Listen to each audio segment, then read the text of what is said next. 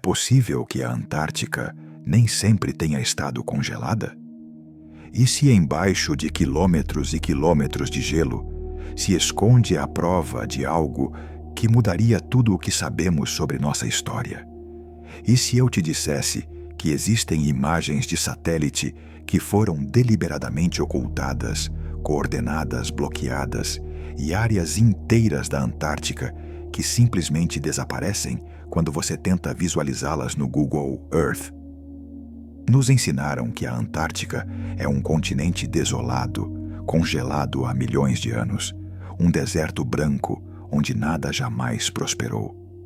Mas uma série de novos descobrimentos em geologia, arqueologia, satélite e até mesmo documentos militares desclassificados sugere algo impossível, algo que governos preferem manter em silêncio, algo que questiona a própria linha do tempo da civilização humana. Hoje vamos analisar estruturas detectadas por radar que não deveriam existir sob o gelo, mapas antigos que mostram a Antártica sem neve, desenhados séculos antes de sua descoberta oficial, e testemunhos de exploradores e cientistas que viram coisas que jamais conseguiram explicar. Prepare-se, porque o que vamos explorar hoje desafia não apenas a história oficial, mas a lógica do possível. Olá e bem-vindos ao nosso espaço, onde exploramos os cantos mais obscuros da história humana, aqueles que a ciência oficial prefere ignorar, aqueles que fazem você questionar tudo o que aprendeu na escola. Este é um lugar para mentes inquietas, para aqueles que não aceitam respostas prontas, para quem sente que há algo maior escondido nas sombras do passado. Relaxe, acomode-se e abra sua mente, porque o que vamos ver hoje desafia a lógica. Vamos mergulhar em evidências concretas, dados científicos verificáveis e anomalias que nem os céticos mais ferrenhos conseguem explicar completamente. Se você gosta de questionar a realidade, de explorar possibilidades que vão além do convencional, você está no lugar certo. Fique até o final, porque cada minuto deste vídeo revelará uma camada mais profunda deste mistério congelado. A Antártica, como nos ensinaram, é o continente mais inóspito da Terra. 14 milhões de quilômetros quadrados, cobertos por uma camada de gelo, que em algumas regiões alcança 4.500 metros de espessura. Temperaturas que podem chegar a 89 graus Celsius negativos. Ventos de mais de 300 quilômetros por hora. Um ambiente tão extremo que nenhuma civilização antiga poderia ter prosperado ali. A versão oficial nos diz que a Antártica tem estado congelada há cerca de 34 milhões de anos, desde o período Eoceno, que foi descoberta apenas em 1820. E que antes disso, nenhum ser humano havia sequer imaginado sua existência. Que é um território dedicado exclusivamente à pesquisa científica desde o Tratado da Antártica de 1959. Mas então, por que o Google Earth censura certas áreas? Por que existem zonas borradas, pixeladas, ou simplesmente removidas dos mapas públicos? Por que coordenadas específicas que usuários descobriram, mostrando formações estranhas, são rapidamente editadas ou obscurecidas nas atualizações seguintes do software? Em 2006, um usuário anônimo reportou ter encontrado o que parecia ser uma entrada perfeitamente circular em uma montanha antártica, nas coordenadas 66 graus 33 minutos, sul 99 graus 50 minutos leste. A imagem mostrava o que parecia ser um túnel ou abertura artificial, com bordas demasiado regulares para serem formação natural. Semanas depois, ao tentar verificar a descoberta, a imagem havia sido substituída por uma versão borrada de baixa resolução. Coincidência? Talvez. Mas não foi um caso isolado. Existem pelo menos 12 áreas documentadas onde o Google Earth mostra anomalias visuais evidentes na Antártica, regiões onde a imagem de satélite simplesmente não carrega corretamente, ou onde há um contraste notável entre a resolução do entorno e a da zona em questão. Algumas dessas áreas coincidem com relatos de operações militares classificadas. Outras, com coordenadas mencionadas em documentos desclassificados da CIA e do governo britânico sobre explorações na região durante a Guerra Fria. Mas vamos além da censura digital. Vamos ao próprio gelo, à própria Terra, porque debaixo daquele manto branco eterno, algo espera, algo que a tecnologia moderna está apenas começando a revelar. Em 2013, um grupo de pesquisadores da Universidade de Alberta, no Canadá, utilizando tecnologia de radar de penetração terrestre de última geração, detectou algo extraordinário sob o gelo da terra da Rainha Maud, na Antártica Oriental. As leituras mostravam o que pareciam ser formações retilíneas, estruturas com ângulos retos, padrões geométricos que se repetiam de forma regular ao longo de quilômetros. A formação natural do gelo, das rochas e das montanhas não produz esses padrões. A erosão, o movimento tectônico, os processos geológicos naturais criam formas irregulares, orgânicas, caóticas. Não linhas retas, não ângulos de 90 graus perfeitos, repetidos em intervalos regulares. Os dados foram publicados discretamente em um jornal científico de circulação limitada. Não houve conferências de imprensa, não houve manchetes, apenas um artigo técnico que poucos leram e que levantava mais perguntas do que respostas. Quando outros pesquisadores solicitaram acesso aos dados brutos para verificação independente, foram informados de que parte das informações estava classificada devido a acordos de confidencialidade com agências governamentais que haviam financiado parcialmente a pesquisa. Classificada. Dados geológicos de um continente dedicado à ciência livre e aberta. Classificados. Por quê? E não foi a primeira vez. Em 1946, poucos meses após o fim da Segunda Guerra Mundial, os Estados Unidos lançaram a Operação High Jump, a maior expedição militar à Antártica da história. Oficialmente, o objetivo era estabelecer uma base de pesquisa e testar equipamento em condições extremas. Foram mobilizados 4.700 homens, 13 navios, incluindo um porta-aviões, e 33 aeronaves. Uma mobilização de recursos extraordinária para uma simples missão de pesquisa em tempo de paz. A operação foi liderada pelo almirante Richard Byrd, um dos exploradores polares mais experientes da época. Byrd já havia estado na Antártica antes e conhecia os desafios do continente. A missão estava programada para durar 8 meses. Ela foi abruptamente cancelada após apenas 8 semanas. Oficialmente, devido a condições climáticas adversas e perdas de equipamento. Mas Byrd era um veterano polar. Ele sabia o que esperar do clima antártico. Então, o que realmente aconteceu? Em entrevistas posteriores, Byrd fez declarações enigmáticas. Ele falou sobre a importância estratégica da Antártica, mencionou que havia recursos no continente que poderiam ser cruciais para a segurança nacional. Em uma entrevista para um jornal chileno em março de 1947, ele teria dito que era necessário estar preparado para a possibilidade de que a Antártica se tornasse uma base de operações para objetos voadores que podiam viajar de polo a polo em velocidades incríveis. A declaração foi considerada bizarra na época, atribuída ao estresse da expedição. Mas ele realmente disse isso. Está registrado.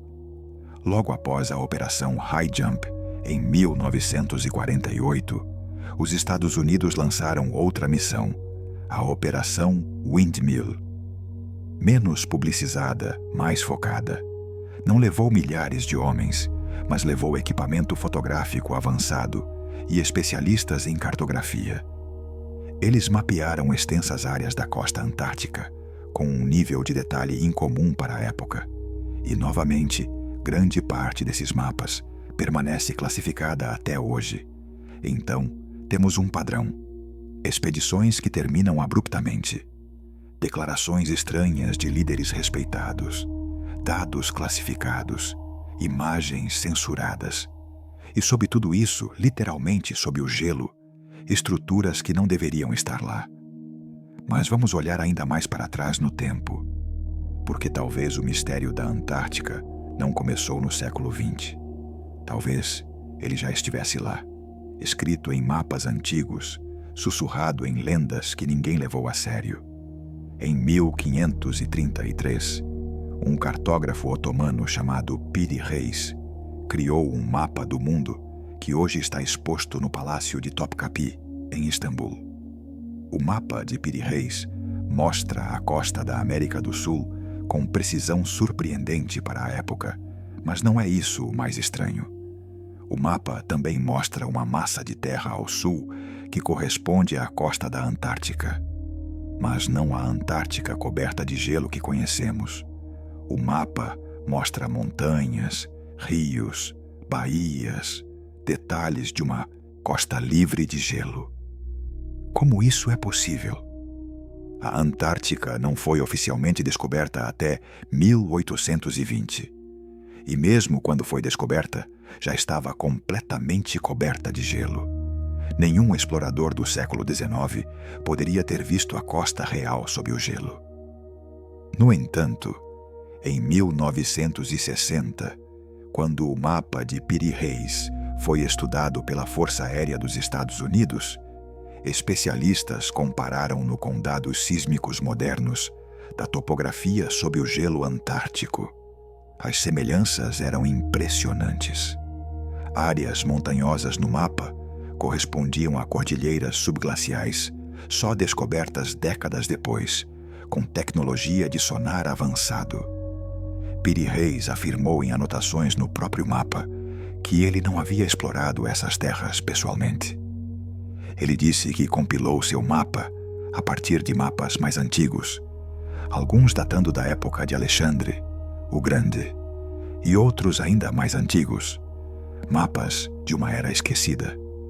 Mapas de um tempo em que a Antártica poderia ter sido vista sem gelo. Mas espera, a geologia nos diz que a Antártica está congelada há 34 milhões de anos. Não havia humanos na época. Então, quem desenhou os mapas originais? Quem viu aquela costa? A menos que a geologia esteja errada. A menos que a Antártica nem sempre esteve congelada. Não nos últimos milhões de anos, mas talvez nos últimos milhares de anos. E se houve um tempo, dentro da memória da civilização humana, em que partes da Antártica eram habitáveis? Existem evidências geológicas controversas que sugerem exatamente isso. Em 1949, amostras de sedimentos foram coletadas do fundo do Mar de Ross, perto da costa antártica. Análises mostraram camadas de sedimentos de água doce, depositadas por rios que fluíam livremente.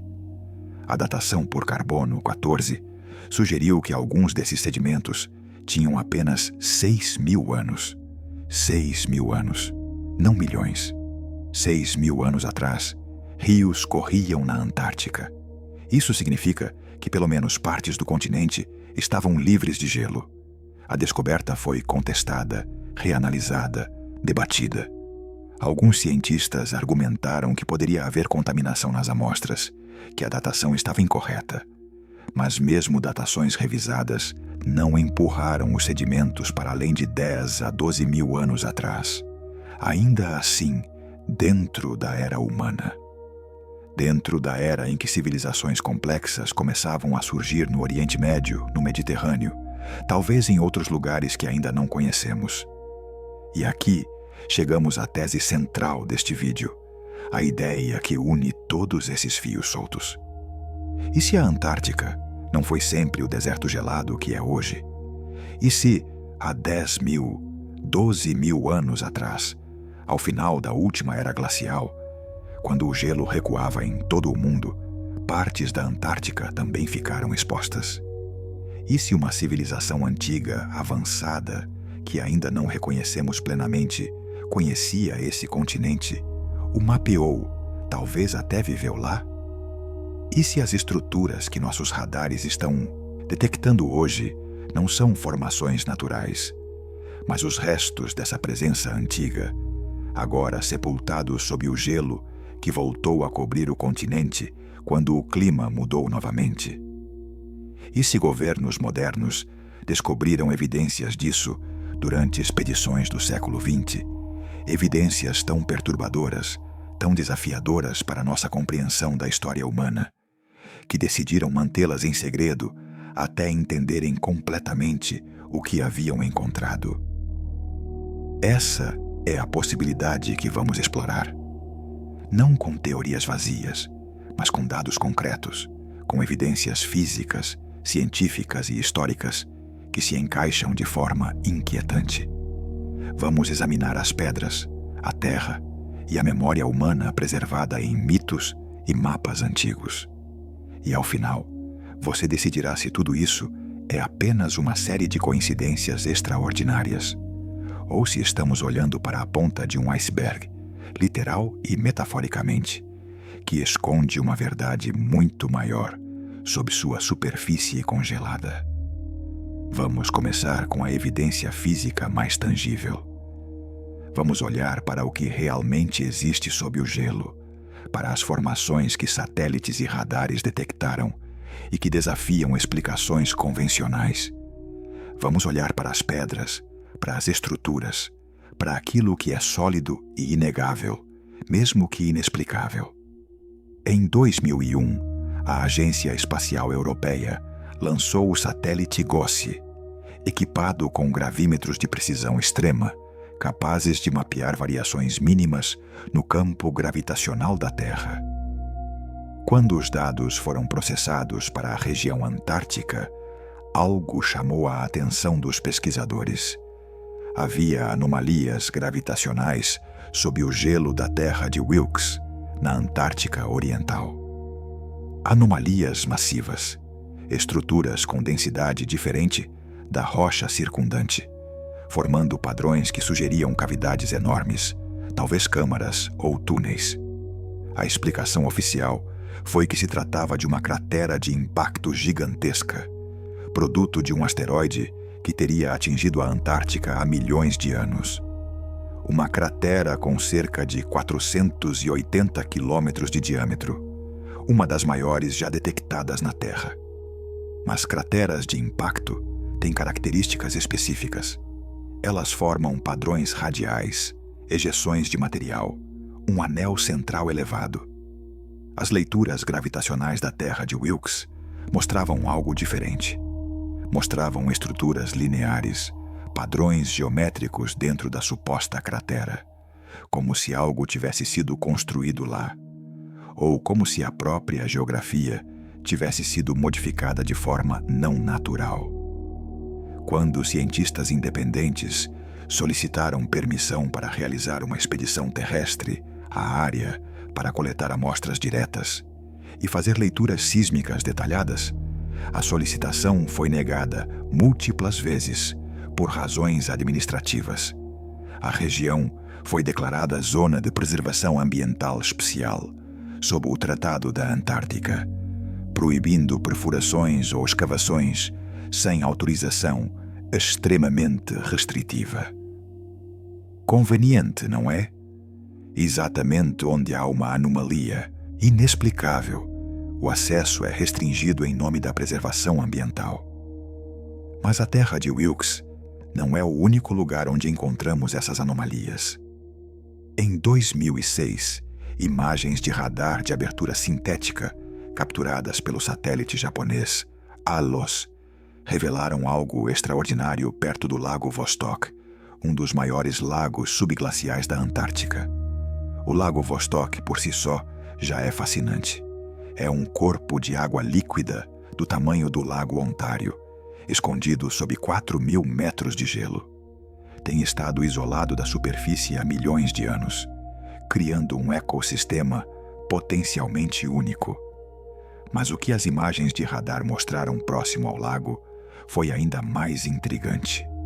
Havia uma estrutura sob o gelo, próxima à margem sul do Lago Vostok, com dimensões aproximadas de 270 metros por 50 metros. A forma era retangular, com ângulos definidos. A assinatura do radar indicava que não era rocha sólida, mas algo com densidade variável, como se houvesse espaços vazios internos, como se fosse oca. Uma equipe russa estava perfurando o gelo para alcançar o Lago Vostok, um projeto que levou décadas. Em 2012, eles finalmente romperam a camada de gelo e alcançaram a água líquida do lago. Foi um momento histórico. Amostras foram coletadas, mas as análises completas dessas amostras nunca foram totalmente publicadas. Houve relatórios parciais mencionando bactérias desconhecidas, formas de vida que não correspondiam a nada no banco de dados genético existente. E então, silêncio. O projeto foi colocado em pausa por razões de financiamento, segundo declarações oficiais. Mas rumores entre a comunidade científica sugeriam que algo havia sido encontrado, algo que causou preocupação suficiente para interromper a exploração. E quanto à estrutura retangular detectada perto do lago? Nenhuma expedição foi enviada para investigá-la diretamente. Nenhum estudo adicional foi publicado, como se tivessem decidido simplesmente ignorá-la. Agora, céticos diriam que estamos vendo padrões onde não existem, que rochas e formações de gelo podem criar formas que parecem artificiais, mas não são. E isso é verdade em muitos casos. A pareidolia, nossa tendência de ver padrões familiares em estímulos aleatórios, é real e deve ser considerada. Mas estamos falando de múltiplas detecções independentes, usando tecnologias diferentes, satélites diferentes, equipes diferentes, todas reportando anomalias em locais distintos da Antártica.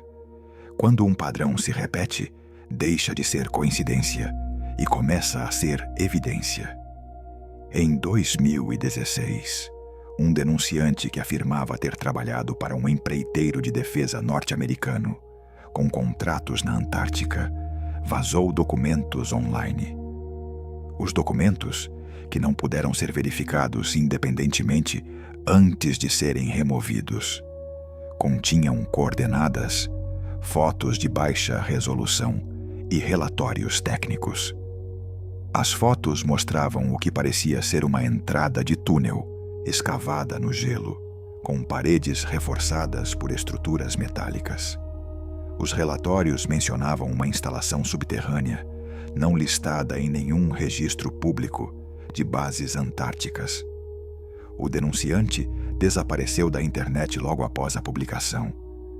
As coordenadas que ele forneceu foram verificadas por usuários curiosos no Google Earth. A área estava borrada, impossível ver detalhes. Alguns usuários conseguiram acessar imagens de satélite mais antigas daquela região através de arquivos históricos do Google Earth Pro. As imagens mostravam efetivamente uma abertura na neve, algo que poderia ser uma entrada. Mas nas atualizações mais recentes do software, aquela mesma área aparecia coberta de neve uniforme, como se nada houvesse lá. Pode ser que o denunciante fosse um farsante. Pode ser que as fotos fossem manipuladas. Mas também pode ser que ele estivesse dizendo a verdade. E se existem instalações na Antártica que não aparecem em mapas oficiais? Instalações que vão além das bases de pesquisa conhecidas? Instalações construídas para investigar algo encontrado sob o gelo, algo que governos não querem discutir publicamente? Vamos considerar a logística. Estabelecer uma base na Antártica é incrivelmente caro e desafiador. Requer transporte constante de suprimentos, combustível, equipamento. Requer pessoal especializado, disposto a viver em condições extremas. Nenhum governo gastaria esses recursos sem uma razão muito boa. As bases de pesquisa oficiais justificam sua existência com estudos climáticos, biológicos, geológicos. Mas e se houver outras bases, secretas, com propósitos que não podem ser divulgados? Que tipo de descoberta justificaria esse nível de segredo e investimento? A resposta mais lógica seria algo que desafia nossa compreensão atual da história, da geologia ou até mesmo da física. Algo tão significativo que revelá-lo causaria perturbação social, científica ou política. E a história está cheia de exemplos de descobertas que foram suprimidas ou retardadas porque desafiavam paradigmas estabelecidos. Agora, vamos olhar para evidências físicas que já saíram da Antártica, artefatos e amostras que foram estudados e que levantam suas próprias questões intrigantes. Em 1984, uma expedição científica japonesa coletou amostras de rochas da Cordilheira Transantártica. Entre as amostras havia fragmentos de arenito com características incomuns. Análises mostraram que o arenito continha grãos minerais que haviam sido expostos a altas temperaturas, não de forma gradual, mas súbita e intensa, como se tivessem sido submetidos a um calor extremo repentino. Não havia vulcões ativos naquela área há milhões de anos. Então, de onde veio esse calor? Uma possibilidade é impacto de meteorito. Mas não havia evidências de impacto na área onde as amostras foram coletadas.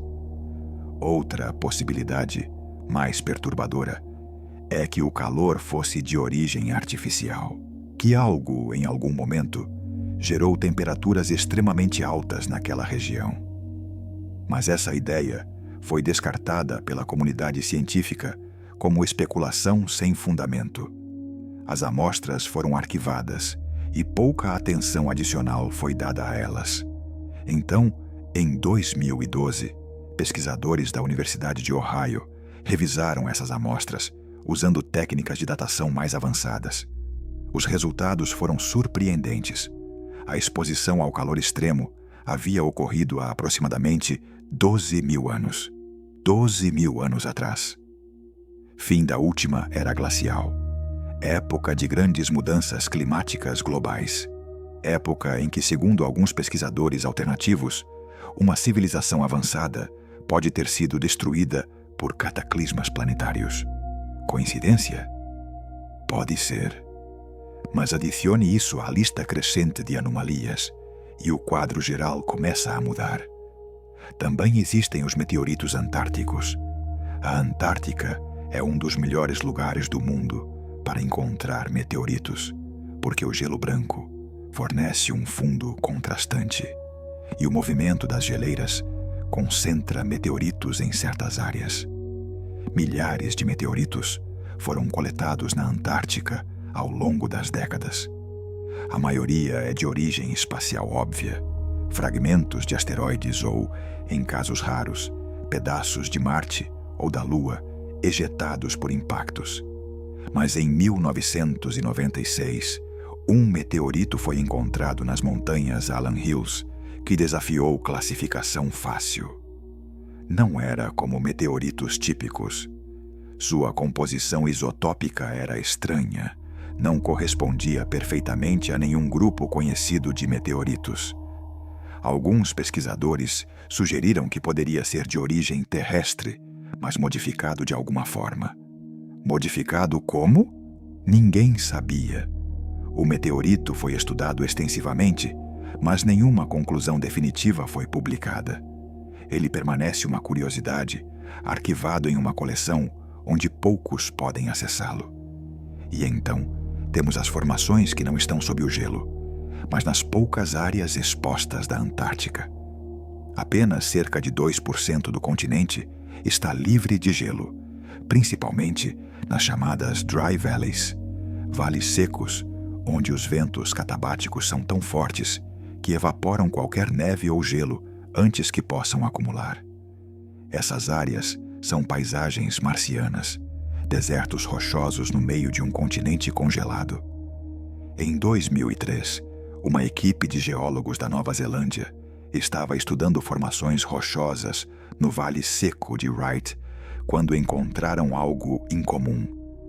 Blocos de pedra, cada um pesando várias toneladas, arranjados em um padrão semicircular. Os blocos eram de um tipo de rocha diferente daquela do vale, sugerindo que haviam sido transportados de outro lugar. Transporte glacial pode mover rochas, mas geralmente as deposita aleatoriamente, não em padrões geométricos. Os geólogos fotografaram a formação, coletaram amostras e reportaram a descoberta em seus registros de campo.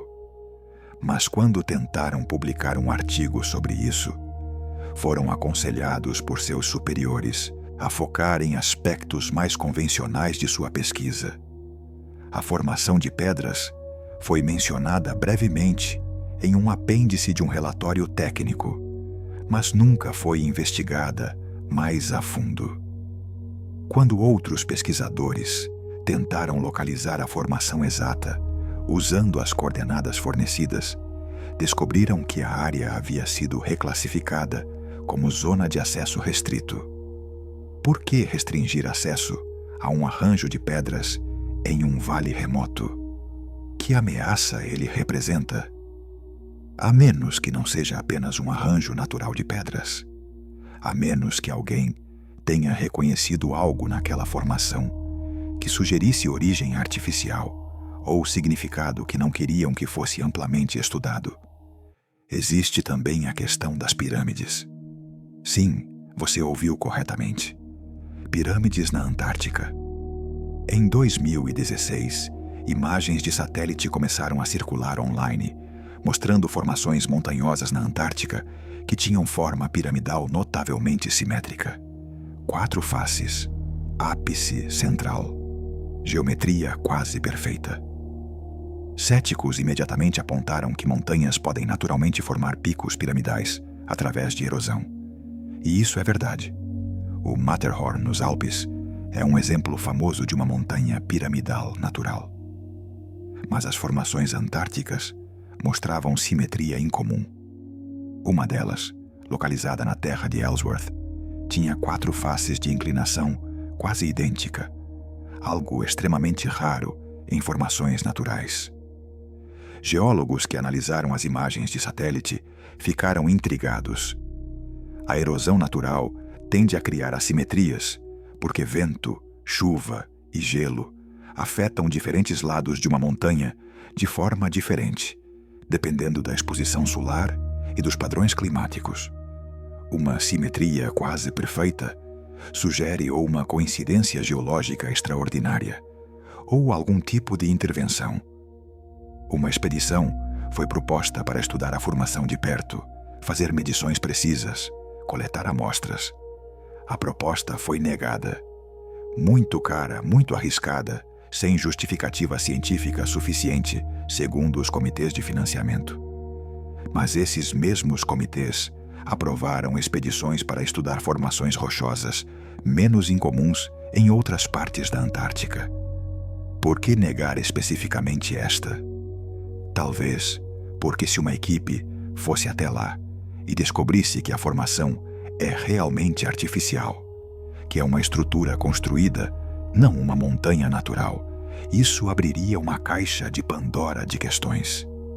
Quem a construiu? Quando? Por quê? Como uma civilização com tecnologia para construir estruturas piramidais em escala massiva operava na Antártica? E se operavam lá, onde mais operavam? Toda a narrativa da história humana teria que ser reescrita. E governos não gostam de reescrever narrativas. Gostam de estabilidade, de certeza, de controle sobre a informação.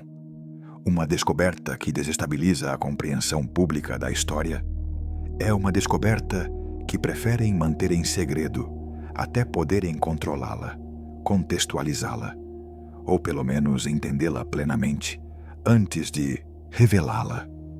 Mas e se já entenderam? E se expedições secretas já visitaram essas estruturas, já coletaram evidências, já sabem o que são? E se o segredo não é sobre investigação, mas sobre supressão? Isso nos leva a pensar sobre a própria natureza do Tratado da Antártica. Assinado em 1959, em plena Guerra Fria, por 12 países, incluindo os Estados Unidos e a União Soviética. Num momento em que essas superpotências mal conseguiam concordar sobre a cor do céu, elas concordaram sobre a Antártica. Concordaram que seria uma zona desmilitarizada, dedicada à pesquisa científica pacífica. Concordaram que nenhum país poderia reivindicar soberania territorial. Concordaram que inspeções mútuas de bases seriam permitidas para garantir cumprimento do tratado. Na superfície, é um tratado admirável, um exemplo raro de cooperação internacional. Mas também é um mecanismo perfeito de controle. Se algo for descoberto na Antártica, os países signatários do tratado têm autoridade para controlar quem tem acesso, quem pode investigar, que informações são divulgadas. É um monopólio científico e informacional sobre um continente inteiro. E considere o momento do tratado. Foi assinado logo após as grandes expedições da década de 40 e 50. Logo após a Operação High Jump. Logo após mapas detalhados terem sido feitos. Como se, após explorarem o continente e descobrirem algo significativo, os poderes mundiais decidissem que era melhor fechar a Antártica para a exploração livre e colocá-la sob controle internacional coordenado. Essa é especulação, sim. Mas é especulação baseada em padrões observáveis de comportamento, baseada em dados concretos sobre anomalias detectadas, baseada em expedições canceladas, documentos classificados, áreas censuradas e declarações enigmáticas de pessoas que estiveram lá. A evidência física está lá. Estruturas sob o gelo detectadas por radar. Anomalias gravitacionais sugerindo cavidades e construções. Formações de superfície com geometria suspeita. Amostras de rocha com histórias térmicas inexplicáveis. Tudo isso é real, documentado, verificável. O que não é claro é o que tudo isso significa. E é essa incerteza, essa lacuna entre evidência e explicação, que alimenta tanto a investigação legítima quanto a especulação. Mas não precisamos apenas especular. Podemos olhar para a ciência, para a geologia, para o clima e perguntar: é possível que a Antártica fosse diferente no passado recente? Existe uma base científica para imaginar uma Antártica parcialmente livre de gelo há 10.000, 12.000 anos? E a resposta, surpreendentemente, é sim. Existe essa base. E é para lá que vamos agora. A geologia mainstream nos ensina que a Antártica tem estado congelada há cerca de 34 milhões de anos. Esse número vem de estudos de núcleos de gelo, análises de sedimentos oceânicos e modelos climáticos que reconstroem as temperaturas globais do passado. E em termos gerais, essa linha do tempo está correta. A Antártica, de fato, começou a congelar permanentemente há dezenas de milhões de anos, quando se separou do supercontinente Gondwana e se moveu para sua posição polar atual. Mas a história climática da Terra não é uma linha reta. É um gráfico cheio de picos e vales, aquecimentos súbitos e resfriamentos dramáticos. E dentro desses 34 milhões de anos de história congelada, houve períodos de variação significativa. Períodos em que o gelo recuou e períodos em que avançou. E o período mais dramático de mudança climática dentro da memória humana potencial foi exatamente há 12.000 anos, no final da última era glacial. Há 12.000 anos, o planeta estava saindo do último máximo glacial, um período em que geleiras cobriam grande parte da América do Norte, Europa e Ásia. O nível do mar estava cerca de 120 metros mais baixo do que hoje, porque enormes quantidades de água estavam aprisionadas em forma de gelo. E então, algo aconteceu. O clima mudou. Rapidamente, dramaticamente. Em termos geológicos, quase instantaneamente. As temperaturas globais subiram entre 4 e 7 graus Celsius em apenas algumas décadas. Geleiras que haviam coberto continentes por 100 mil anos derreteram em milênios. O nível do mar subiu, inundando vastas áreas costeiras. Civilizações que podem ter existido nessas planícies costeiras teriam sido varridas. E nós sabemos que havia humanos nessas áreas, porque continuamos encontrando evidências arqueológicas, subaquáticas, cidades submersas, estruturas que agora estão a 30, 40, 50 metros abaixo da superfície do oceano. Mas aqui está a pergunta que poucos fazem. Se o aquecimento global no final da era glacial derreteu geleiras na América do Norte, na Europa, na Ásia, por que assumimos que a Antártica foi completamente não afetada? Por que assumimos que o gelo antártico permaneceu exatamente como estava quando o resto do planeta estava passando por mudanças climáticas dramáticas? A resposta convencional é que a Antártica é diferente.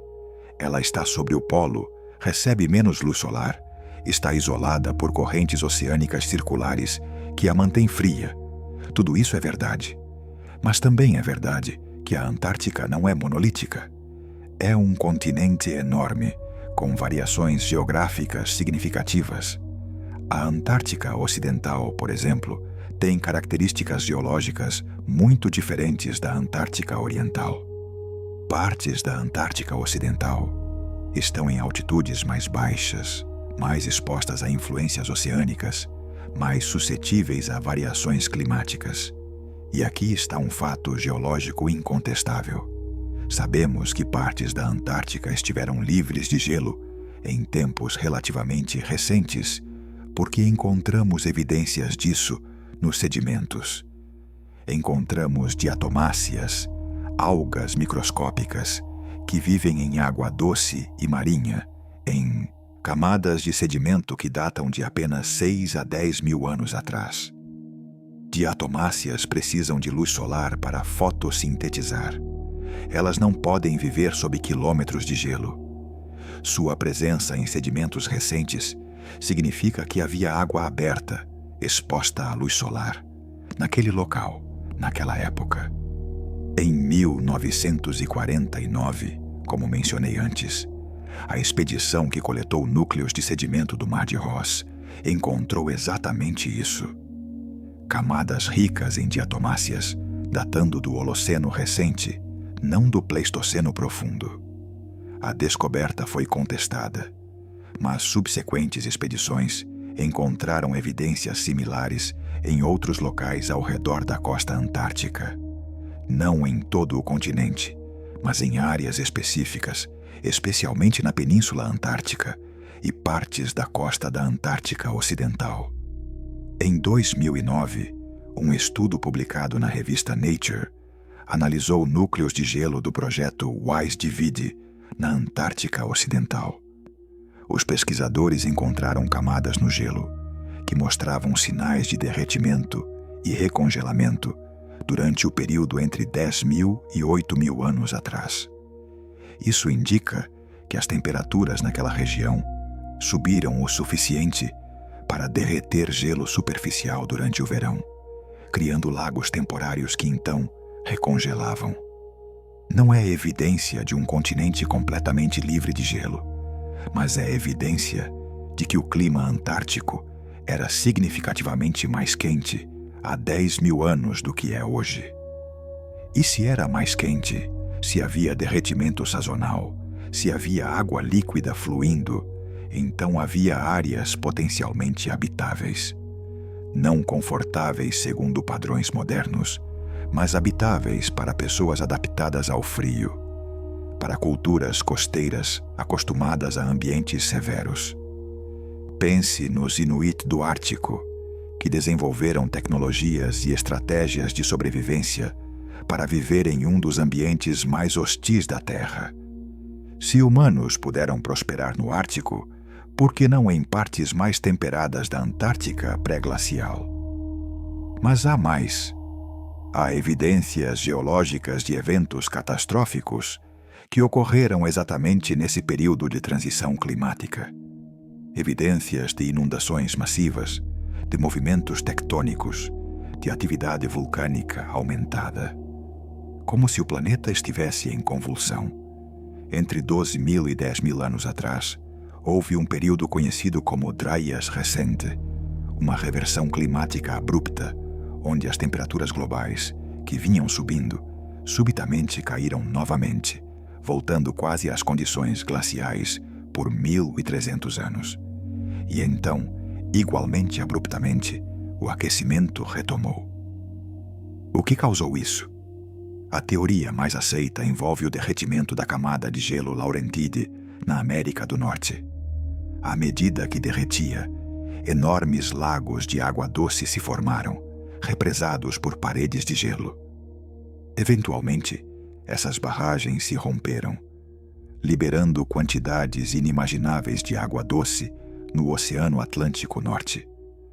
Essa inundação de água doce interrompeu a circulação meridional do Atlântico, a corrente oceânica que transporta calor dos trópicos para o norte. Sem esse transporte de calor, as temperaturas do hemisfério norte despencaram. Mas alguns pesquisadores propuseram causas adicionais ou alternativas. Em 2007, evidências foram encontradas de uma possível explosão de ar de um cometa ou asteroide sobre a América do Norte há 12.800 anos. A evidência inclui uma camada de sedimento rico em irídio, microesférulas magnéticas, nanômetros de diamante e carbono vítreo, materiais associados a impactos cósmicos. Essa explosão teria liberado energia equivalente a milhões de bombas atômicas, causando incêndios continentais, derretimento súbito de gelo e possivelmente desencadeando extinções de megafauna. A hipótese do impacto do Dryas recente, como é conhecida, é controversa. Muitos cientistas questionam as evidências, sugerindo que os marcadores geológicos podem ter explicações terrestres.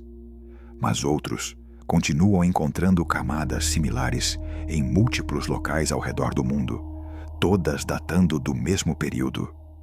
Se houve de fato um impacto ou explosão aérea dessa magnitude, os efeitos teriam sido globais.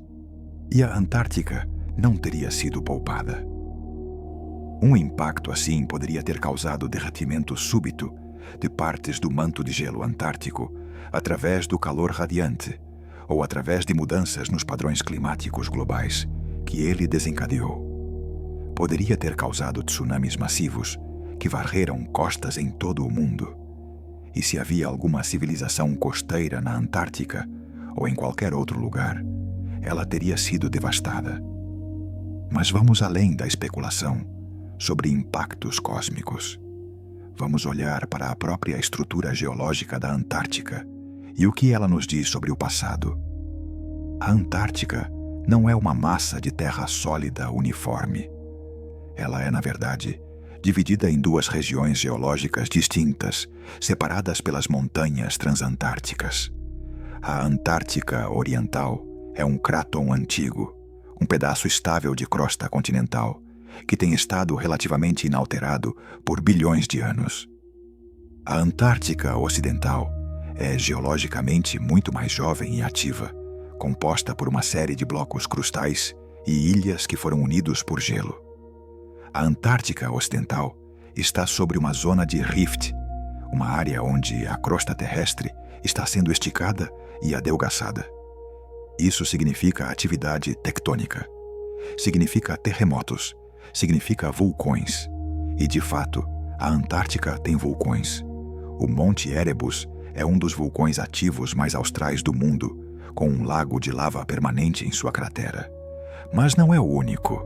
Estudos geológicos identificaram pelo menos 15 vulcões ativos sob o gelo da Antártica Ocidental. Vulcões sob o gelo. Pense sobre isso. Calor vulcânico derretendo gelo de baixo para cima, criando lagos subglaciais, rios de água de degelo, fluindo por túneis sob as geleiras. E se houve períodos de atividade vulcânica aumentada no passado, eles teriam criado ainda mais derretimento, ainda mais áreas livres de gelo, ainda mais regiões potencialmente acessíveis. Em 2013, pesquisadores da Universidade de Edimburgo publicaram um estudo mostrando evidências de uma erupção vulcânica massiva sob o gelo da Antártica Ocidental há aproximadamente 10.000 anos. Camadas de cinza vulcânica foram encontradas em núcleos de gelo, indicando que a erupção foi poderosa o suficiente para penetrar através de quilômetros de gelo e lançar material na atmosfera. Uma erupção dessa magnitude teria derretido quantidades enormes de gelo ao redor do vulcão, criando temporariamente uma área livre de gelo que poderia ter persistido por décadas ou séculos antes de congelar novamente. E se humanos estivessem na região naquela época, uma área livre de gelo próxima a uma fonte de calor geotérmico seria um local óbvio para se estabelecer. Calor para aquecimento, água de degelo para beber, talvez até solo exposto para algum tipo de cultivo ou coleta de plantas. E quando o clima esfriou novamente e o gelo avançou, qualquer assentamento ali teria sido sepultado, preservado sob o gelo como uma cápsula do tempo congelada. Isso não é ficção científica. É um processo geológico conhecido. Sabemos que geleiras preservam perfeitamente o que cobrem. Sabemos que o homem de Ose, o homem do gelo encontrado nos Alpes em 1991, foi preservado por mais de 5.000 anos no gelo glacial, com sua pele, roupas, ferramentas e até o conteúdo de seu estômago intactos. Se um corpo individual pode ser preservado assim, uma estrutura inteira, uma cidade inteira, poderia também. E aqui está outro fato geológico intrigante. O mapa de Piri Reis, que mencionamos antes, mostra não apenas a costa da Antártica, mas mostra detalhes topográficos precisos. Quando cientistas compararam o mapa com dados sísmicos modernos da topografia rochosa sob o gelo, encontraram correspondências impressionantes. Montanhas no mapa alinhavam com cordilheiras subglaciais. Baías correspondiam a reentrâncias na costa rochosa, sob o gelo. Mas aqui está o problema. Esses detalhes topográficos não poderiam ter sido mapeados por alguém olhando apenas para a costa livre de gelo. Para mapear montanhas interiores, vales, redes fluviais, você precisaria explorar o interior. Você precisaria viajar pelo continente. Isso requer não apenas uma costa acessível, mas um interior navegável. Requer um clima que permita viagem e exploração em escala continental. Em 1960, Charles Hapgood, um professor de História da Ciência, publicou um livro chamado Maps of the Ancient Sea Kings, onde analisava mapas antigos, incluindo o de Piri Reis. Hapgood argumentava que esses mapas eram baseados em fontes ainda mais antigas, possivelmente de uma civilização marítima avançada que existiu antes do fim da Era Glacial. Ele propôs que essa civilização havia mapeado o mundo quando o nível do mar era mais baixo e quando partes da Antártica estavam livres de gelo. A teoria de Hapgood foi amplamente rejeitada pela academia mainstream, mas Albert Einstein, que escreveu o prefácio para um dos livros de Hapgood, achou suas ideias intrigantes o suficiente para merecer consideração séria. Einstein não endossou completamente a teoria, mas reconheceu que os mapas apresentavam anomalias genuínas que mereciam investigação. Hapgood também propôs um mecanismo para mudanças climáticas rápidas, o deslocamento da crosta terrestre. A ideia era que a crosta externa da Terra poderia, sob certas condições, deslizar sobre as camadas internas semilíquidas, movendo continentes inteiros para diferentes latitudes em períodos relativamente curtos. Isso explicaria como a Antártica, que pode ter estado em uma latitude mais temperada, moveu-se para sua posição polar atual.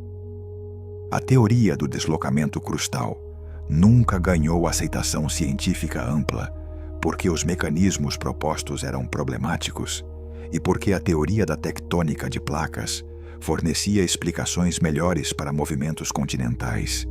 Mas a tectônica de placas opera em escalas de tempo de milhões de anos, não milhares.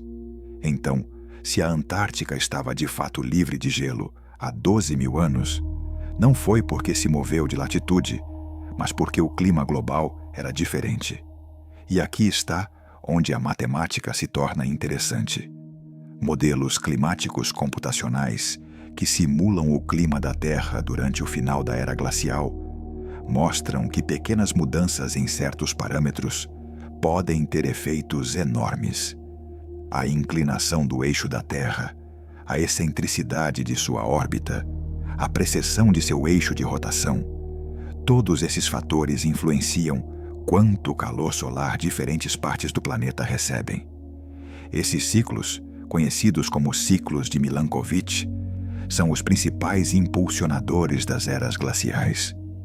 Há 12.000 anos, a Terra estava em uma fase dos ciclos de Milankovitch, que favorecia aquecimento no hemisfério norte.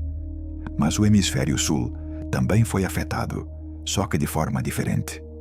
Alguns modelos sugerem que enquanto o norte aquecia rapidamente, partes da Antártica podem ter experimentado condições mais temperadas devido a mudanças nas correntes oceânicas e padrões atmosféricos. Em 2016, um estudo usando modelos climáticos de alta resolução simulou as condições na Antártica durante o período de transição entre 12.000 e 10.000 anos atrás. Os resultados mostraram que certas regiões costeiras da Antártica Ocidental e da Península Antártica poderiam ter tido temperaturas de verão acima de 0 graus Celsius, permitindo derretimento significativo. As simulações mostraram que essas áreas poderiam ter tido pequenas zonas livres de gelo durante os meses de verão, criando janelas de habitabilidade. O estudo não foi amplamente divulgado porque suas implicações eram especulativas e porque os modelos tinham margens de erro. Mas matematicamente era possível, climaticamente era plausível e geologicamente havia evidências que apoiavam. A matemática não mente. Os dados não mentem. Eles podem ser mal interpretados, contextualizados de forma diferente, mas os números brutos são o que são. E os números dizem que a Antártica do passado não era necessariamente a Antártica do presente. Agora, considere também os núcleos de gelo profundos que foram perfurados na Antártica. O projeto EPICA, por exemplo, perfurou um núcleo de mais de 3.000 metros de profundidade, abrangendo 800.000 anos de história climática.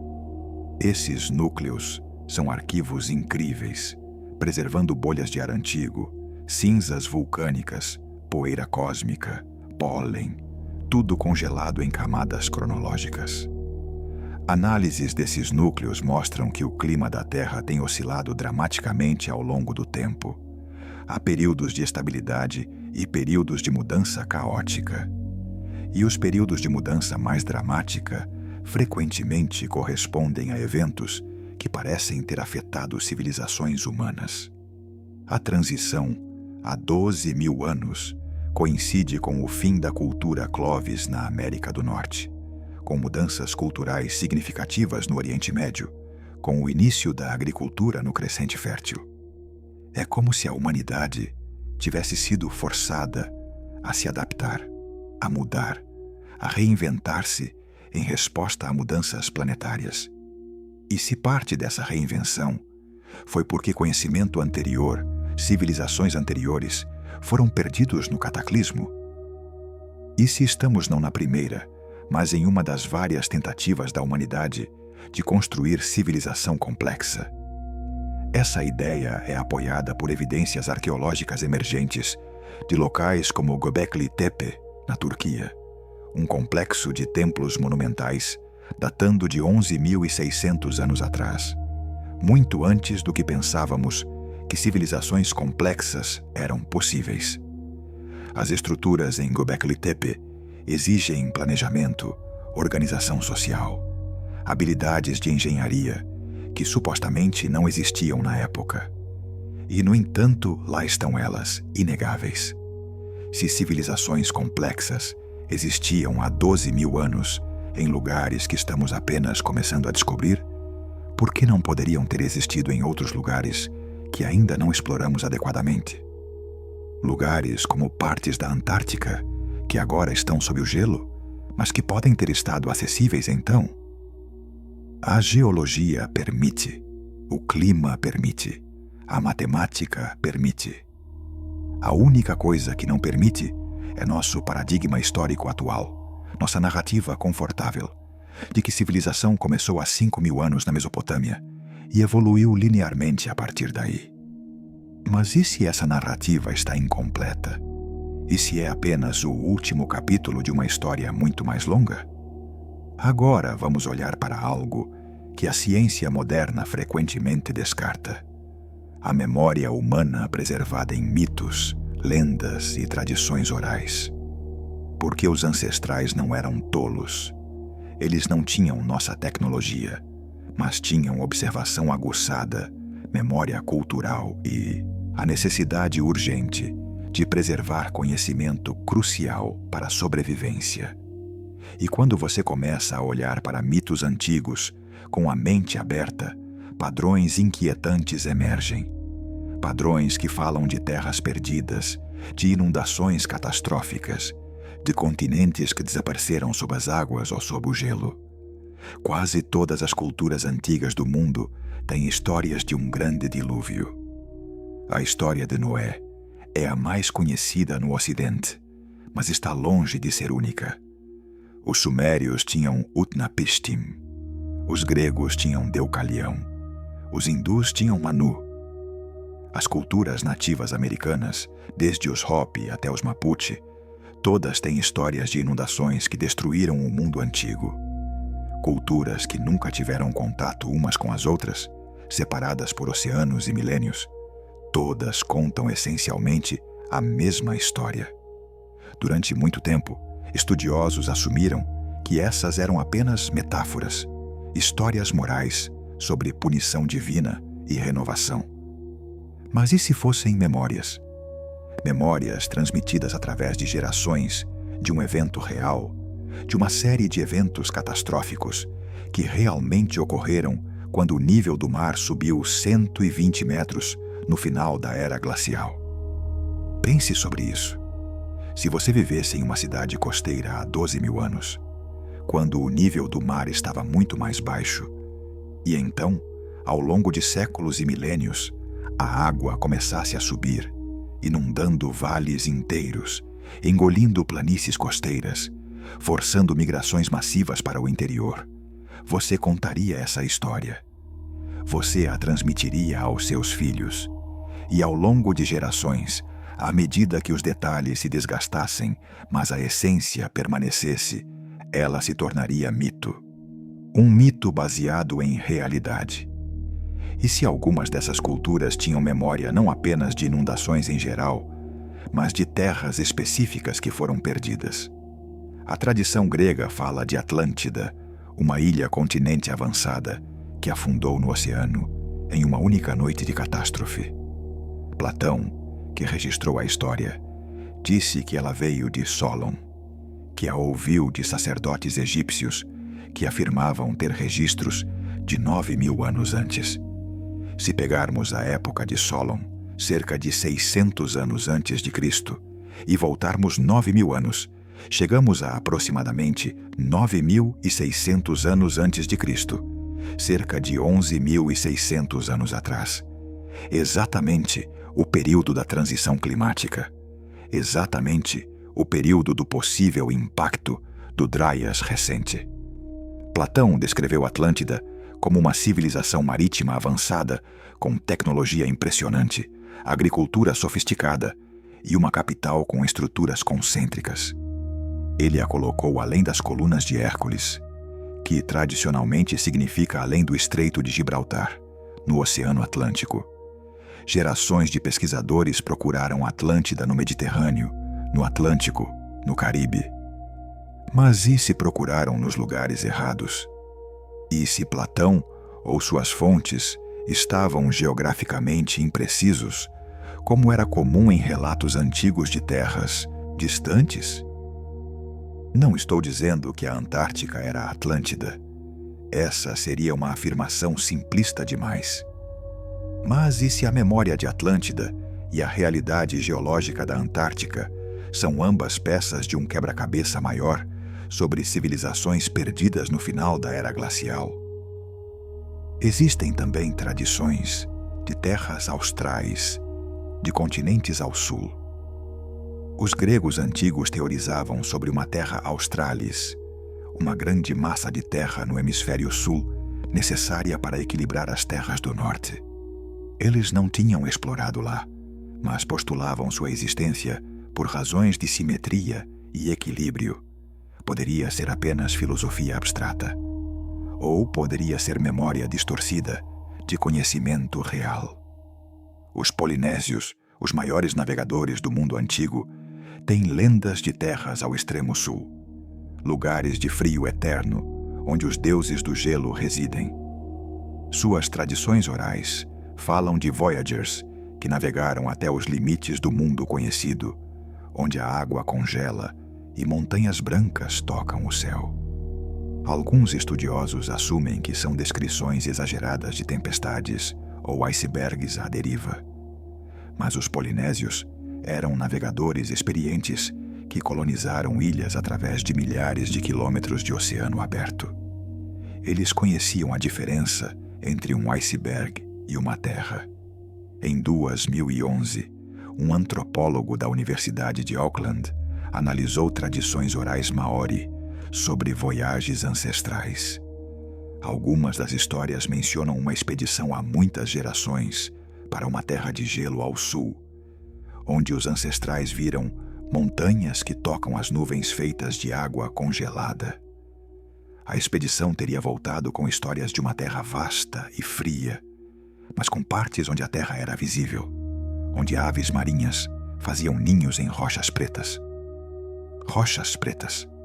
A Antártica tem extensas formações de rochas vulcânicas escuras, especialmente na Península Antártica e nas ilhas subantárticas. E aves marinhas como petréis e albatrozes realmente nidificam nessas áreas. A descrição nas lendas maori corresponde à realidade geológica e ecológica da Antártica. Coincidência?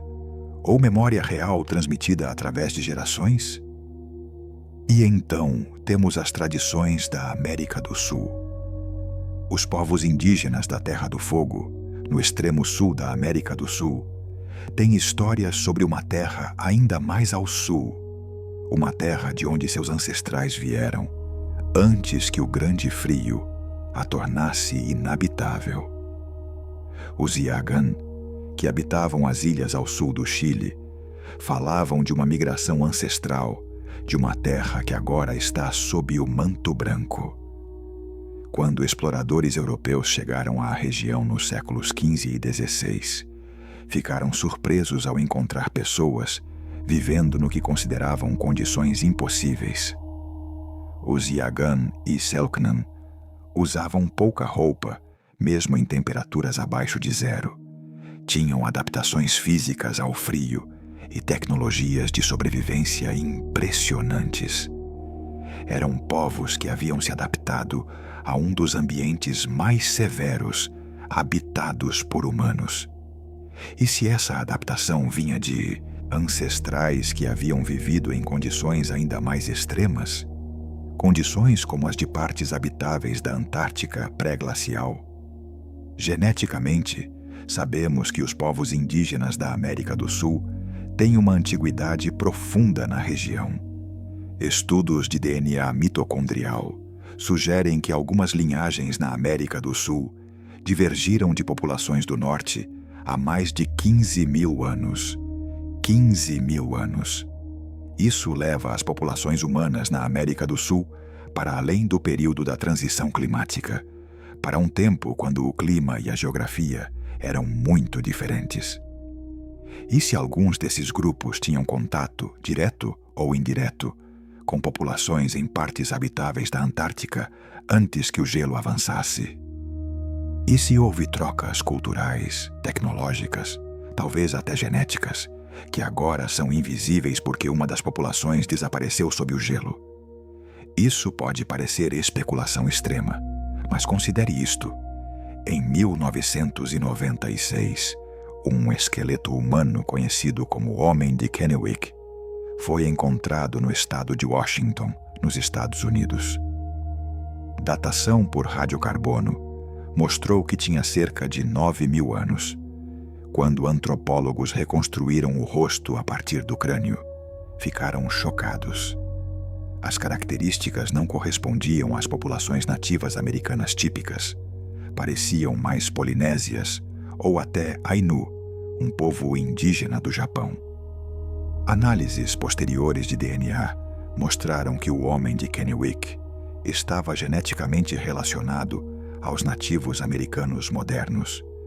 Mas as características cranianas incomuns sugeriam que as populações antigas da América eram mais diversas do que pensávamos.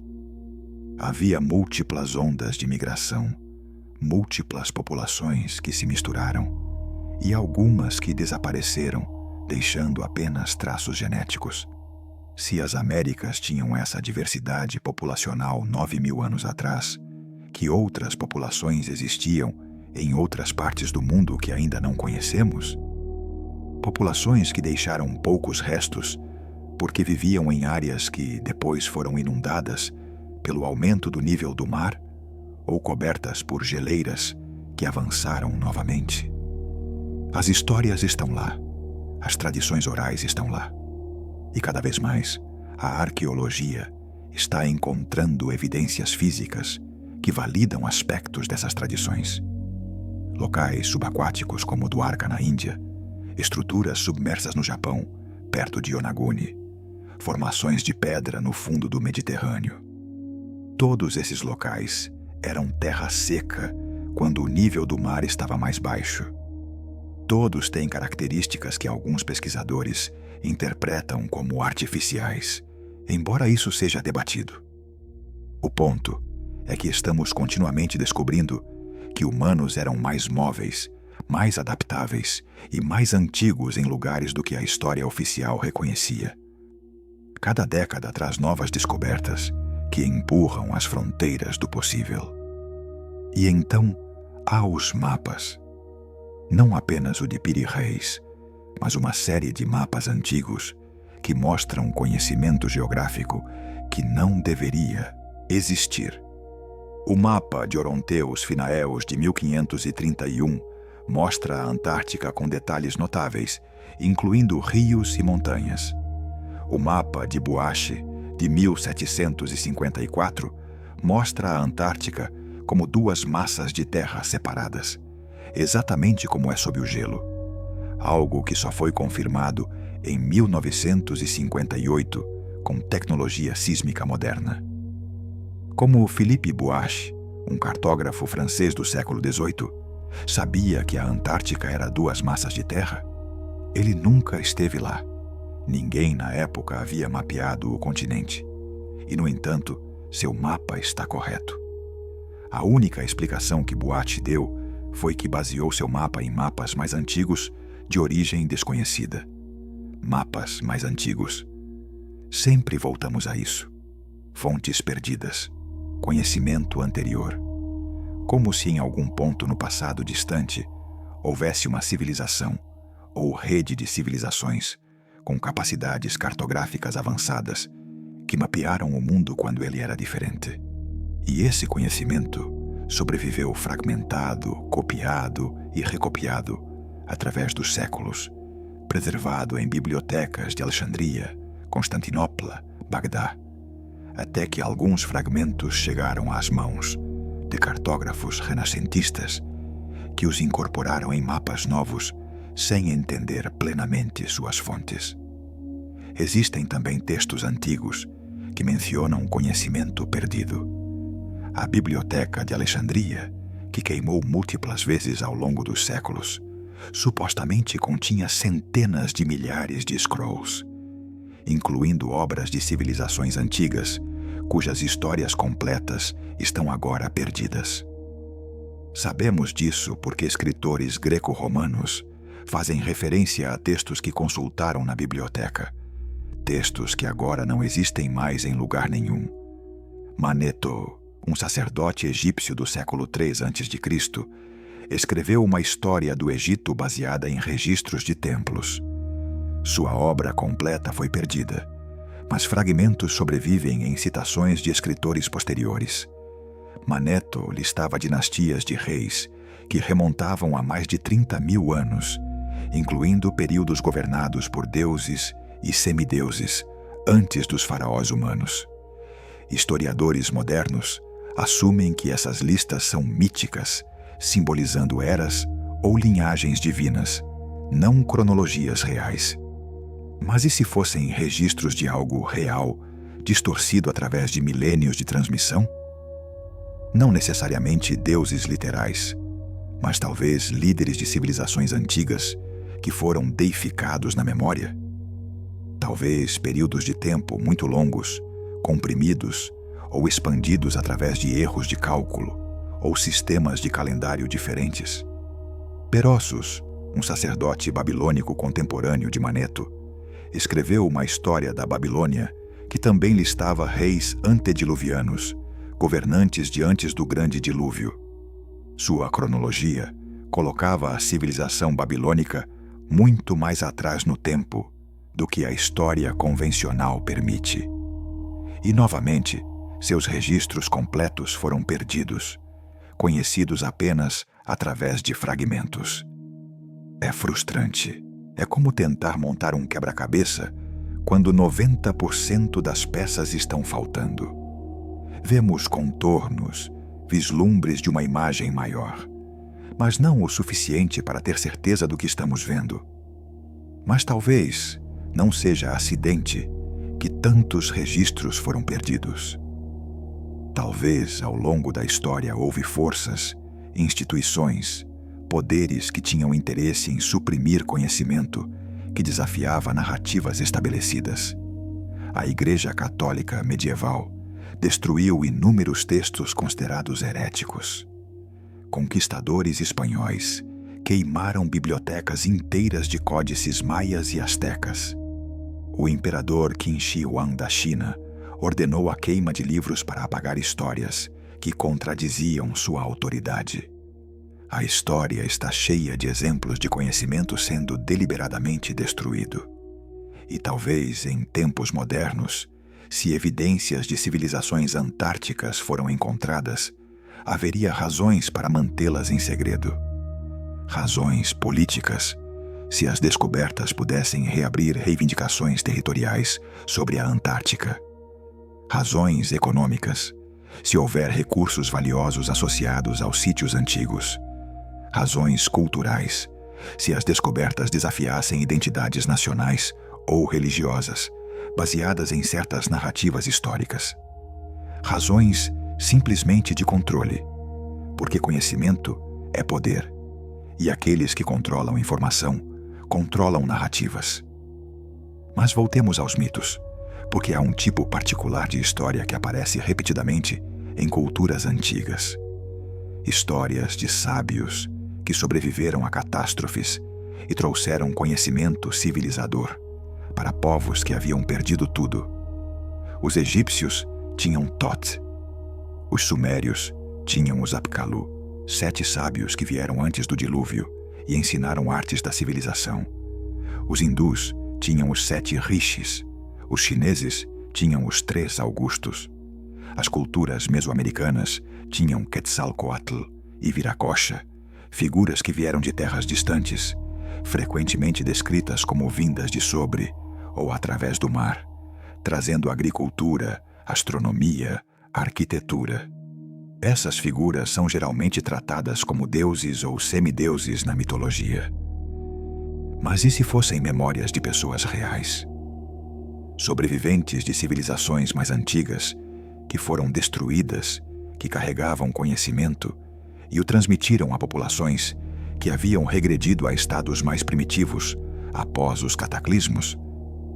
Se uma civilização avançada existia em partes da Antártica ou em outras terras agora submersas e foi destruída por mudanças climáticas e inundações há 12.000 anos, alguns sobreviventes teriam escapado.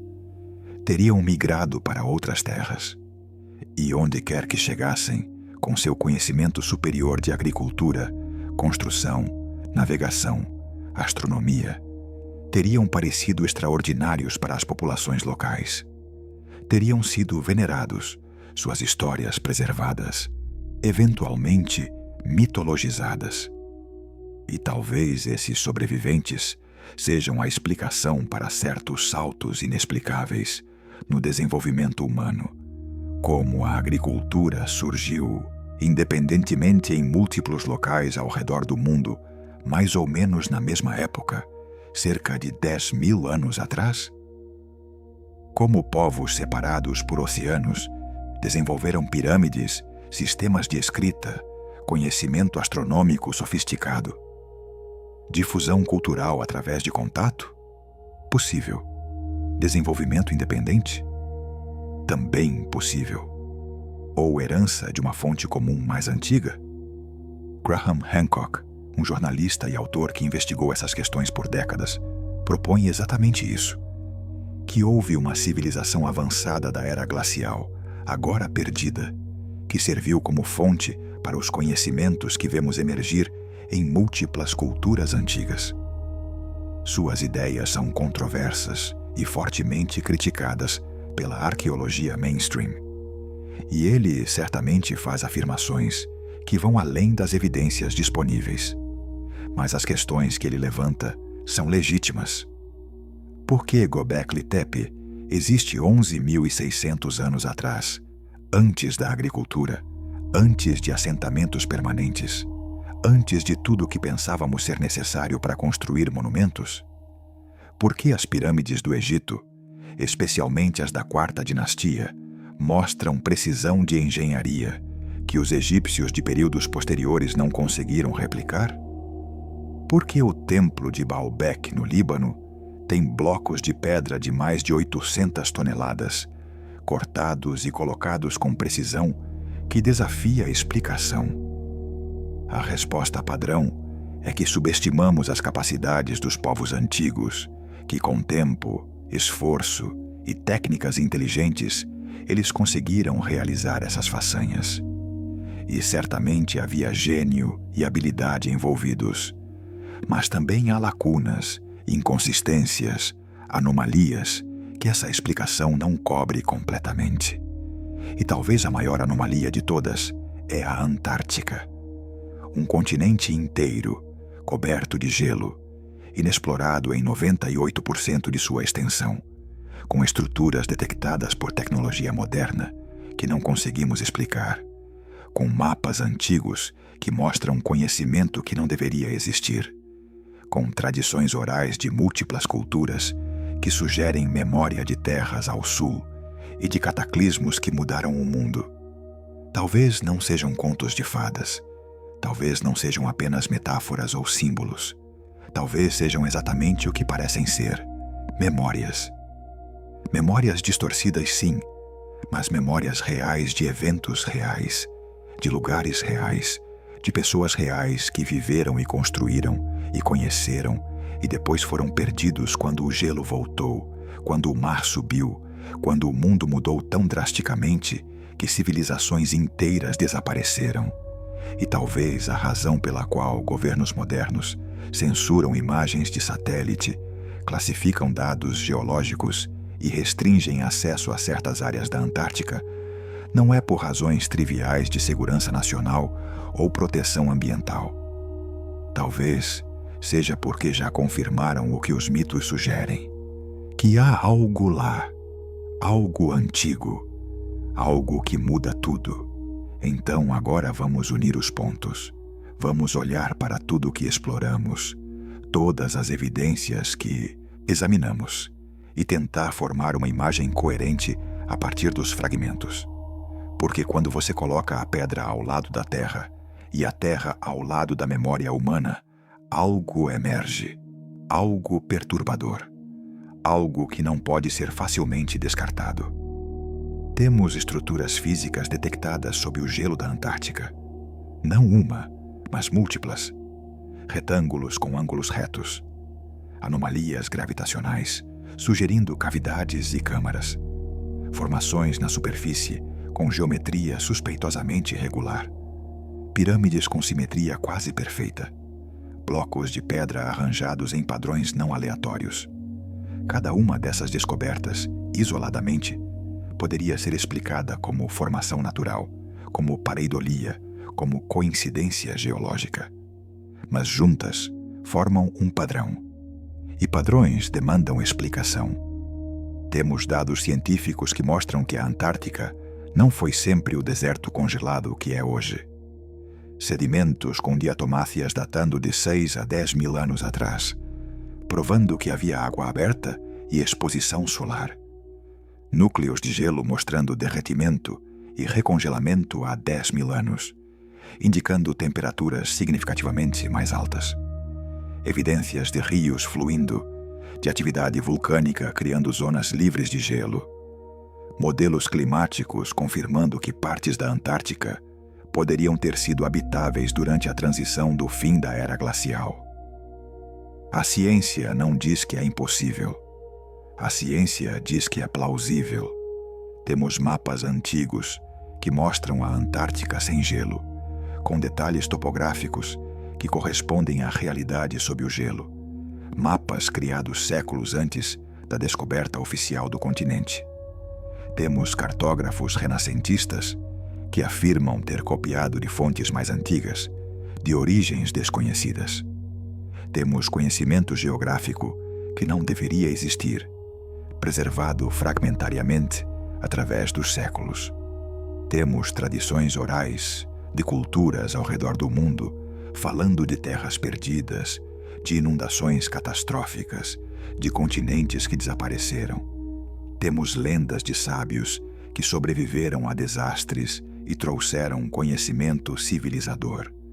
Temos memória cultural, passada através de gerações, que, quando analisada não como fantasia, mas como possível história oral, corresponde a eventos geológicos reais. E temos o comportamento moderno de governos e instituições. Expedições militares massivas nos anos 40 que terminaram abruptamente. Declarações enigmáticas de exploradores respeitados. Dados geológicos classificados. Imagens de satélite censuradas. Áreas de acesso restrito justamente onde anomalias foram detectadas. Um tratado internacional que, embora promova a cooperação científica, também centraliza controle sobre quem pode investigar, o que e quando. Tudo isso cria um padrão de segredo, de informação controlada, de algo sendo ocultado ou, pelo menos, cuidadosamente gerenciado. Se você fosse um governo que descobrisse evidências de uma civilização antiga avançada na Antártica, o que você faria? Você anunciaria imediatamente ao mundo? Ou você investigaria discretamente, tentaria entender a extensão da descoberta, avaliaria as implicações antes de fazer qualquer revelação pública? E se a descoberta fosse tão significativa que ameaçasse desestabilizar narrativas históricas, identidades culturais, até mesmo estruturas de poder baseadas em certas premissas sobre o desenvolvimento humano? Pense nas implicações. Se uma civilização avançada existiu há 12 mil anos, isso significa que o progresso humano não é linear. Significa que civilizações podem subir e cair completamente, deixando apenas traços. Significa que nossa civilização moderna, não somos necessariamente o pináculo da história humana, mas apenas a iteração mais recente. E se civilizações podem desaparecer tão completamente que sua própria existência se torna mítica, o que isso diz sobre nossa própria fragilidade, sobre nossa própria vulnerabilidade a mudanças climáticas, a desastres naturais, a colapsos que poderíamos não prever ou controlar? Essas são questões profundamente perturbadoras. São questões que desafiam o otimismo progressista que fundamenta grande parte da cultura moderna. A ideia de que sempre avançamos, sempre melhoramos, sempre construímos sobre os sucessos do passado. Mas e se o passado inclui sucessos que esquecemos porque foram apagados? E se estamos reconstruindo conhecimentos que já foram conhecidos e perdidos? Há também implicações tecnológicas. Se uma civilização antiga tinha capacidades cartográficas para mapear continentes com precisão, que outras capacidades tinham? Poderíamos aprender com suas técnicas, suas adaptações? Ou suas tecnologias eram tão diferentes das nossas que não as reconheceríamos mesmo se as encontrássemos? E há implicações filosóficas e espirituais. Muitas religiões e sistemas de crenças têm narrativas específicas sobre as origens da civilização, sobre o papel especial da humanidade, sobre progressão linear em direção a algum objetivo divino. Uma civilização perdida que não se encaixa nessas narrativas seria desafiadora para esses sistemas de crença. Não fatalmente, talvez, mas desafiadora o suficiente para causar conflito e controvérsia. Então, talvez o segredo não seja malicioso, talvez seja precaucionário, talvez aqueles que sabem estejam genuinamente tentando entender completamente antes de revelar parcialmente. Ou talvez estejam esperando o momento certo, quando a humanidade estiver mais preparada para integrar essas revelações sem pânico ou conflito. Ou talvez, mais cinicamente, o segredo seja sobre controle e vantagem estratégica.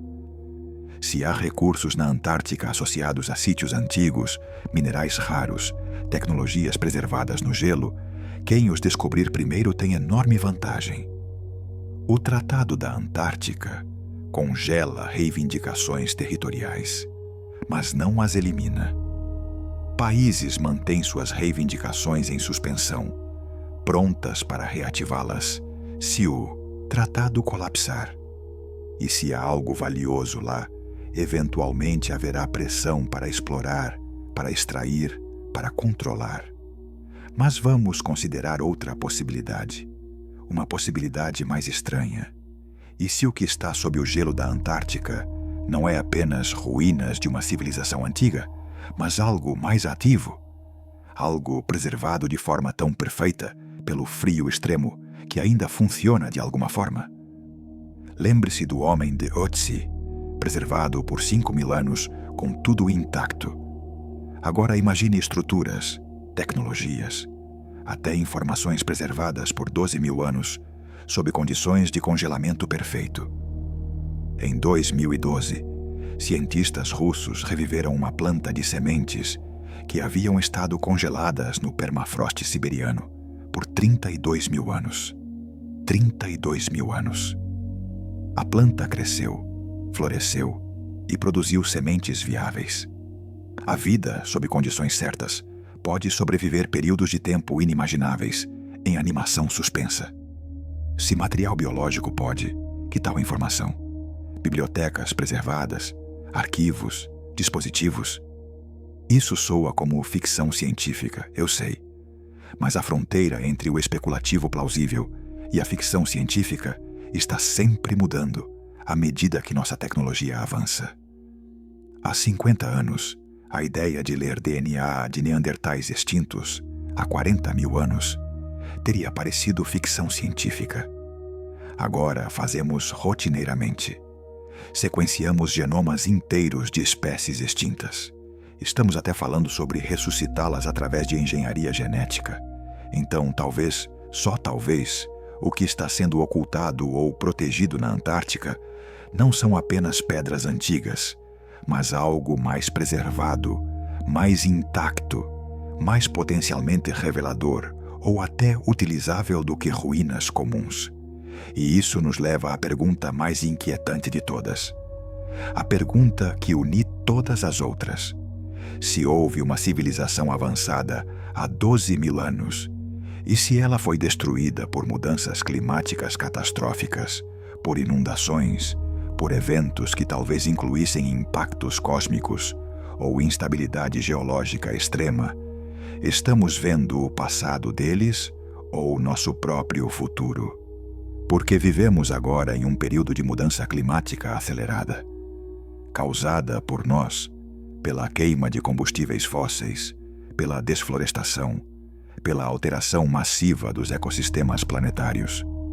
E enquanto as mudanças climáticas antigas eram naturais, o resultado é potencialmente o mesmo: deslocamento massivo de populações, colapso de sistemas agrícolas, inundações costeiras, à medida que geleiras derretem e o nível do mar sobe. Estamos adicionando carbono à atmosfera a uma taxa sem precedentes. Estamos aquecendo o planeta mais rápido do que em qualquer ponto nos últimos milhões de anos. E uma das consequências mais preocupantes é o derretimento acelerado do gelo antártico. Não todo ele, não imediatamente, mas suficiente para causar aumento mensurável do nível do mar nas próximas décadas e séculos. E à medida que esse gelo derrete, o que será revelado. Se há realmente estruturas antigas sob o gelo, eventualmente serão expostas, não pela exploração humana, mas pela própria mudança climática. A ironia seria profunda. Nossa própria civilização industrial, ao alterar o clima, revelaria os restos de uma civilização anterior que pode ter sido destruída por mudanças climáticas. Seríamos forçados a confrontar a evidência de nossa própria impermanência, ao mesmo tempo em que enfrentamos as consequências de nossas ações. Seria uma lição de humildade cósmica, uma lembrança de que não importa quão avançados pensamos ser, estamos sujeitos às mesmas forças planetárias que determinaram o destino de todos que vieram antes de nós. Mas talvez também seja uma oportunidade. Se podemos aprender com o passado, se podemos estudar o que aconteceu com civilizações anteriores, podemos usar esse conhecimento para evitar seus erros. Podemos adaptar, mitigar, sobreviver onde eles não conseguiram. Conhecimento é poder, mas apenas se estivermos dispostos a aceitar as verdades desconfortáveis que ele revela. E aqui chegamos ao cerne da questão. A verdade desconfortável não é apenas que pode haver ruínas antigas sob o gelo da Antártica. A verdade desconfortável é que nossa compreensão da história humana é incompleta, provavelmente, significativamente, incompleta. Que há lacunas enormes, períodos inteiros que conhecemos apenas através de fragmentos arqueológicos e genéticos. Que a narrativa confortável de progresso linear de caçadores-coletores, as civilizações agrícolas, as sociedades industriais, é, na melhor das hipóteses, uma simplificação e, na pior, uma distorção. A verdade desconfortável é que não sabemos o que não sabemos, e que aqueles que estão em posições de poder e conhecimento podem saber mais do que compartilham. Não necessariamente por razões nefastas, mas porque o conhecimento é complexo, porque as implicações são vastas, porque há sempre tensão entre transparência e estabilidade. Mas nós, como indivíduos curiosos, não precisamos esperar que autoridades nos digam o que pensar. Podemos olhar as evidências disponíveis, podemos fazer perguntas, podemos conectar pontos, Podemos manter nossas mentes abertas a possibilidades enquanto mantemos nosso pensamento crítico ativo. Podemos navegar o espaço entre ceticismo saudável e curiosidade genuína. A Antártica permanece lá, vasta e congelada, guardando seus segredos sob quilômetros de gelo. Mas o gelo não é permanente. Nada é. Eventualmente, seja através de exploração humana ou derretimento climático, ou simplesmente a passagem do tempo, o que está escondido será revelado. A questão é se estaremos prontos para o que encontrarmos, prontos para reescrever história se necessário, prontos para confrontar nossa própria impermanência, prontos para aprender as lições que o passado tem a ensinar. Enquanto isso, vivemos com as perguntas, e talvez as perguntas sejam mais valiosas que respostas fáceis. Perguntas nos mantêm buscando, investigando, pensando. Perguntas nos impedem de nos acomodarmos em certezas confortáveis que podem estar erradas. O que se esconde sob o gelo da Antártica que o Google Earth está censurando? Talvez nunca saibamos completamente, mas o fato de que a pergunta pode ser feita, de que há evidências suficientes para justificar a curiosidade, de que anomalias existem que desafiam explicações fáceis, isso por si só é significativo. Nos diz que o mundo é mais estranho, mais complexo, mais cheio de mistérios do que a ciência convencional frequentemente admite. Nos diz que há fronteiras ainda por explorar, não apenas no espaço exterior, mas aqui na Terra, em nosso próprio planeta, que pensamos conhecer tão bem. E nos lembra de uma verdade fundamental, que a humildade é essencial para a verdadeira compreensão. Humildade para admitir o que não sabemos. Humildade para questionar o que pensamos saber. Humildade para reconhecer que civilizações inteiras, com todo o seu conhecimento e realizações, podem desaparecer tão completamente que sua própria existência se torna duvidosa para gerações futuras. Nós somos essas gerações futuras, olhando para trás através do véu do tempo, tentando discernir formas nas sombras. E talvez, se olharmos com cuidado suficiente, com mente aberta suficiente, com humildade suficiente para aceitar que nossos predecessores podem ter sabido coisas que esquecemos, possamos começar a ver mais claramente. A Antártica está lá, esperando. O gelo está lá, preservando. E sob tudo isso, seja pedra natural ou construção antiga, seja coincidência geológica ou evidência de civilização perdida, a verdade está lá, imutável, paciente, esperando o momento em que finalmente estejamos prontos para vê-la. E quando esse momento chegar, quando o véu finalmente se levantar, completamente ou parcialmente, que tipo de pessoas seremos? Seremos sábios o suficiente para aprender com o passado? Humildes o suficiente para admitir que estávamos errados sobre muitas coisas? Corajosos o suficiente para reescrever nossa história e nossa compreensão de nós mesmos? Ou seremos como aqueles que vieram antes, confiantes demais em nossa própria permanência, certos demais de nossa própria superioridade, cegos demais para os ciclos maiores da história humana e planetária que continuam independentemente de nossa consciência deles? O tempo dirá, como sempre diz. O tempo é o árbitro final de todas as civilizações, de todas as certezas, de todos os segredos.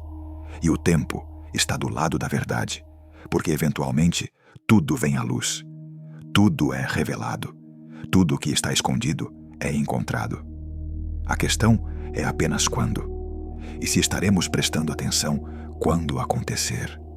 Então, se você chegou até aqui nesta jornada, através dos mistérios congelados da Antártica, através das evidências físicas e científicas, através dos mitos e memórias da humanidade, espero que você saia não com respostas definitivas, porque respostas definitivas sobre esses assuntos ainda não existem, mas com perguntas melhores, com curiosidade renovada, com apreciação pela vastidão do que não sabemos e pela emoção de viver em uma época onde novas descobertas continuam redefinindo o possível. Continuem questionando, continuem explorando, continuem mantendo suas mentes abertas, mas críticas, porque a verdade, seja ela qual for, merece nossa busca persistente. E os mistérios da Antártica, como todos os grandes mistérios, nos convidam a sermos mais do que aceitadores passivos de narrativas oficiais. Nos convidam a sermos investigadores ativos de nossa própria história, de nosso próprio planeta, de nosso próprio lugar no grande arco do tempo. A Antártica guarda seus segredos por enquanto, mas segredos, por sua própria natureza, anseiam por ser revelados. E nós, por nossa própria natureza, ansiamos por revelá-los. Esse impulso, essa curiosidade fundamental, é o que nos torna humanos. É o que nos impulsionou desde as cavernas até as estrelas. E é o que, eventualmente, nos levará às verdades que jazem sob o gelo. Não importa quanto tempo leve, não importa quão desafiadoras essas verdades sejam. Se este vídeo fez você pensar, se despertou sua curiosidade, se fez você ver o mundo de forma um pouco diferente, então alcançou seu propósito. Compartilhe essas ideias, discuta-as, concorde, discorde, mas pense sobre elas, porque é através do diálogo, do debate, da investigação coletiva que nos aproximamos da verdade.